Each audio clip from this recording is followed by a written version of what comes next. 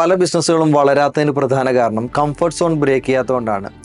നമ്മൾ business start ചെയ്ത് കഴിയുമ്പോഴത്തേക്ക് നമുക്കൊരു ഗ്രോത്ത് ഉണ്ടായി ഒരു പോയിന്റ് എത്തുമ്പോഴത്തേക്ക് നമുക്ക് പുതിയ ചേഞ്ചസ് നമ്മൾ ബിസിനസ്സിൽ കൊണ്ടുവരേണ്ടി വരും. പുതിയ ടെക്നോളജി ഇംപ്ലിമെൻറ്റ് ചെയ്യേണ്ടി വരും. പല കാര്യങ്ങളും ഇൻവെസ്റ്റ് ചെയ്യേണ്ടി വരും. സ്റ്റാഫിൻ്റെ കാര്യമായാലും അതുപോലെ തന്നെ ഇൻഫ്രാസ്ട്രക്ചർ ആയാലും. അപ്പോൾ ഇങ്ങനെയുള്ള കാര്യങ്ങൾ ചെയ്യാനായിട്ടൊരു ഡിസിഷൻ എടുക്കാൻ പലർക്കും സാധിക്കാതെ വരുന്നതിൻ്റെ പ്രധാന കാരണം അവരൊരു കംഫർട്ട് സോണിലാണ്. അതിനെ ബ്രേക്ക് ചെയ്ത് അതിനെ പൊട്ടിച്ച് പുറത്തു വരാനായിട്ട് പല ബിസിനസ് ഓണേഴ്സിനും സാധിക്കുന്നില്ല.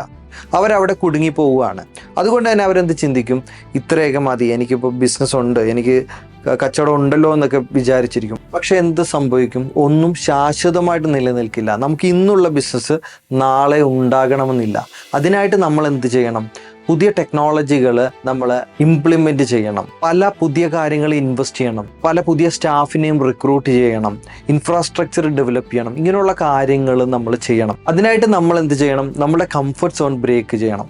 നല്ല രീതിയിൽ സക്സസ്ഫുൾ ആയി പോയിക്കൊണ്ടിരിക്കുന്ന ബിസിനസ് ഒരു പോയിന്റിൽ എത്തിക്കഴിഞ്ഞ ശേഷം പിന്നീട് മുകളിലേക്ക് വളരാതെ വരികയും അതുപോലെ തന്നെ ആ പോയിന്റിൽ നിന്ന് താഴേക്ക് പോവുകയും ചെയ്യുന്നതിൻ്റെ കാരണം ആ ഒരു സർട്ടൻ പോയിന്റ് എത്തിക്കഴിഞ്ഞ് കഴിഞ്ഞാൽ പിന്നീടുള്ള വളർച്ചയ്ക്ക് വേണ്ടിയിട്ട് അവർക്ക് ആ കംഫർട്ട് സോൺ പൊട്ടിക്കേണ്ട ഒരു സിറ്റുവേഷൻ വരും.